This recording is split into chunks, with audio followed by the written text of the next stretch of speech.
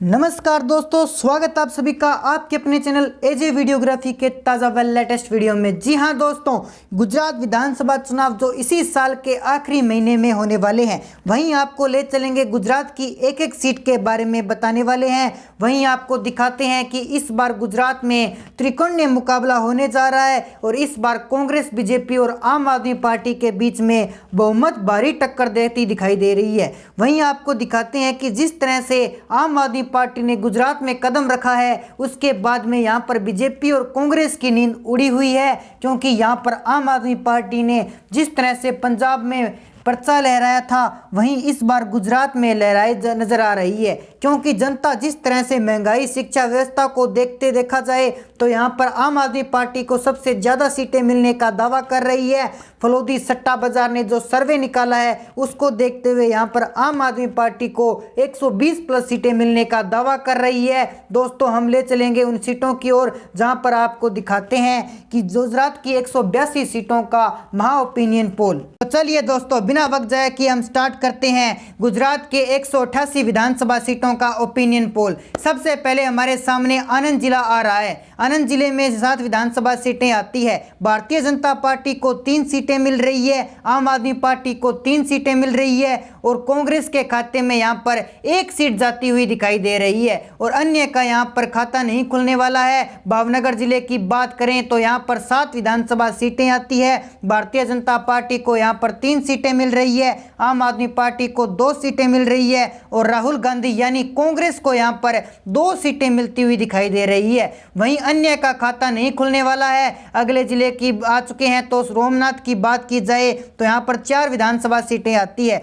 Bharatiya Janata party को यहां पर 2 सीटें मिल रही है, आम आदमी पार्टी को 1 सीट, अन्य को कांग्रेस को यहां पर 1 सीट मिल रही है और अन्य का यहां पर खाता खुलता हुआ नहीं दिखाई दे रहा है। अगले जिले आ चुका है जूनागढ़, जहां पर 5 विधानसभा सीटें आती है। भारतीय जनता पार्टी का कमल 3 सीटों पर खिल रहा है, आम आदमी पार्टी को 1 सीट मिल रही है और कांग्रेस के खाते में यहां पर 1 सीट जा रही है, अन्य का यहां पर खाता नहीं खुलने वाला है। राजकोट जिले की बात करें तो यहां पर 8 विधानसभा सीटें आती है। भारतीय जनता पार्टी को 5 सीटें दी जा रही है, आम आदमी पार्टी को 2 सीटें दी जा रही है और कांग्रेस के खाते में यहां पर 1 सीट जा रही है और अन्य का यहां पर पूरी तरह से सुपड़ा साफ हो चुका है। अगले जिले की बात कर लेते हैं सुरेंद्रनगर की, तो सुरेंद्रनगर जिले की यहां पर 5 विधानसभा सीटें आती है, जिसमें से भारतीय जनता पार्टी को 2 सीटें दी जा रही है, आम आदमी पार्टी को यहाँ भी पर 2 सीटें दी जा रही है और कांग्रेस के खाते में यहाँ पर 1 सीट जा रही है,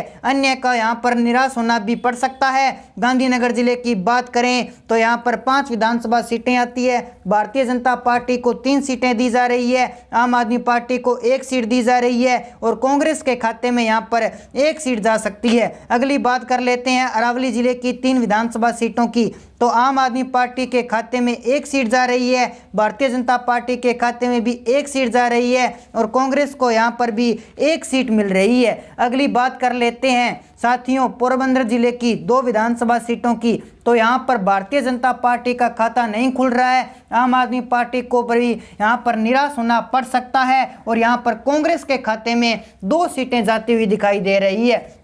तो इसी के साथ दोस्तों आगे बढ़ते हुए कच्छ जिले की बात की जाए तो कच्छ जिले के अंतर्गत 6 विधानसभा सीटें आती है, जिसमें से बीजेपी को 2 सीटें, आप पार्टी को यहां पर 3 सीटें जाती हुई दिखाई दे रही है, कांग्रेस को 1 सीट और अन्य को यहां पर 0 सीटें जा रही है। तो चलिए दोस्तों बढ़ते हैं अगले जिले की ओर। अहमदाबाद जिले के अंतर्गत 21 विधानसभा सीटें आती है, जिसमें से बीजेपी के खाते में अब तक 9 सीटें जाती हुई दिखाई दे रही है, आप पार्टी को 8 सीटें, कांग्रेस को 4 सीटें व अन्य पार्टी का यहां पर भी सुपड़ा साफ होता हुआ दिखाई दे रहा है। अगले जिले की बात की जाए मोरबी जिले के अंतर्गत 3 विधानसभा सीटें आती है, जिसमें से बीजेपी को 2 सीटें, आप पार्टी को 1 सीट, कांग्रेस को 0 सीट और अन्य पार्टी को भी यहां पर 0 सीट जाती हुई दिखाई दे रही है। अगले जिले की बात की जाए सूरत की, तो सूरत जिले के अंतर्गत 16 विधानसभा सीटें आती है, जिसमें से यहां पर आप पार्टी बड़ी मजबूत बनती हुई दिखाई दे रही है। यहां पर आप पार्टी को 10 विधानसभा सीटें आ रही है, बीजेपी को 3 सीट और कांग्रेस को यहाँ पर भी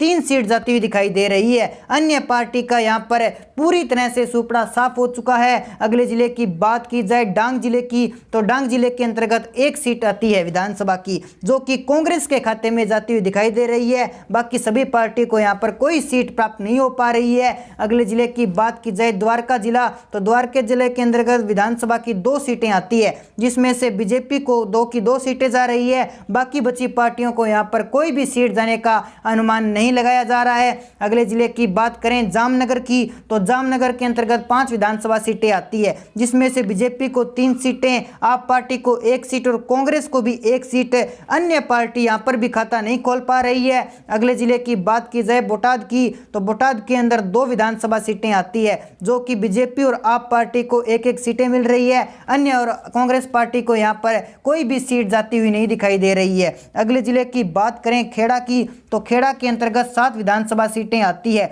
जिसमें से बीजेपी को 4 सीटें, आप पार्टी को 2 सीटें, कांग्रेस को 1 सीट और अन्य पार्टी यहाँ पर 0 सीट हासिल कर रही है। बढ़ते हैं अगले जिले की ओर पंचमहल के अंदर 5 विधानसभा सीटें हैं, जिसमें से बीजेपी को 2 सीटें, आप पार्टी को 2 सीटें, कांग्रेस को 1 सीट और अन्य पार्टी यहाँ पर भी 0 सीट हासिल कर रही है। बढ़ते हैं अगले जिले की ओर दाहोद की, दाहोद के अंतर्गत 6 विधानसभा सीटें आती है, जिसमें से बीजेपी को 4 सीट, आप और कांग्रेस पार्टी को 1-1 सीट और अन्य पार्टी को कोई भी सीट जाती हुई नहीं दिखाई दे रही है। बढ़ते हैं अगले जिले की ओर, जिसका नाम है छोटा उदयपुर। छोटा उदयपुर के अंतर्गत विधानसभा की 3 सीटें आती है, जिसमें से बीजेपी को 1 सीट, आप पार्टी को 1 सीट, कांग्रेस को 1 सीट और अन्य पार्टी यहाँ पर कोई भी सीट नहीं ले पा रही है। बहरोड जिले की बात की जाए तो 5 सीटें आती है विधानसभा की, जिसमें से बीजेपी को 4 सीट और आप पार्टी को 1 सीट मिल रही है। बाकी बची अन्य पार्टियों को यहाँ पर कोई भी सीट नहीं जा रही है। तो बढ़ते हैं अगले जिले की ओर नवसारी जिला। नवसारी जिले के अंतर्गत विधानसभा की 4 सीटें आती है। यहाँ पर बीजेपी को 2 सीटें, कांग्रेस और आप पार्टी को 1-1 सीट और अन्य पार्टी यहाँ पर कोई भी सीट नहीं ले रही है। अगले जिले की बात की जाए वलसाड जिला की, तो वलसाड जिला के अंदर 5 विधानसभा सीटें आती है, जिसमें से बीजेपी और आप पार्टी को 2-2 सीटें, बाकी बची कांग्रेस को 1 सीट और अन्य पार्टी यहाँ पर कोई भी सीट नहीं ले पा रही है। बढ़ते हैं अगले जिले की ओर, तो महिसागर की बात करें तो यहाँ पर 2 विधानसभा सीटें हैं, जिसमें से बीजेपी और आप पार्टी को यहाँ पर 1-1 सीट आ रही है। बाकी बची अन्य पार्टी को कोई भी सीट नहीं मिल पा रही है। बात कर लेते हैं अगले जिले नर्मदा की, तो नर्मदा के अंदर भी 2 विधानसभा सीटें हैं, जिसमें से बीजेपी और आप पार्टी को ही 1-1 सीट आ रही है। बाकी बची पार्टी को यहाँ पर भी कोई सीट जाने का अनुमान नहीं लगाया जा रहा है। बढ़ते हैं अगले जिले की ओर साबरकांठा की। साबरकांठा के अंतर्गत 4 विधानसभा सीटें हैं, जिसमें से बीजेपी को 2 सीट, आप और कांग्रेस को 1-1 सीट और अन्य पार्टी को यहाँ पर 0 सीट जाने का अनुमान लगाया जा रहा है। बढ़ते हैं अगले जिले की ओर मेहसाणा जिला। मेहसाणा जिला के अंतर्गत 7 विधानसभा सीटें हैं, जिसमें से बीजेपी और आप पार्टी को यहाँ पर 3-3 सीटें जाने का अनुमान है और कांग्रेस पार्टी यहाँ पर 1 सीट ले रही है। अन्य पार्टी यहाँ पर कोई भी सीट नहीं ले पा रही है। बढ़ते हैं अगले जिले की ओर पाटन की। पाटन के अंदर 4 विधानसभा सीटें हैं, जिसमें से बीजेपी और आप पार्टी को 2 और 1 सीट आ रही है और कांग्रेस को यहाँ पर 1 सीट जाने का अनुमान लगाया जा रहा है। बढ़ते हैं अगले जिले की ओर वडोदरा की। वडोदरा के अंतर्गत 10 विधानसभा सीटें आती है, जिसमें से बीजेपी को 5 सीटें, आप पार्टी को 4 सीटें और कांग्रेस को 1 सीट और अन्य पार्टी का यहाँ पर पूरी तरह से सुपड़ा साफ हो चुका है। तो दोस्तों, ऐसे में आपकी जो भी राय है, आप गुजरात के ओपिनियन पोल के बारे में क्या कुछ कहना चाहते हैं, वो आप हमारे कमेंट बॉक्स के माध्यम से जरूर बता सकते हैं। तो साथ ही हमारे चैनल को सब्सक्राइब जरूर कर लीजिए, ताकि हमारे नए अपडेट्स आप तक पहुंच सके। जय हिंद, जय भारत।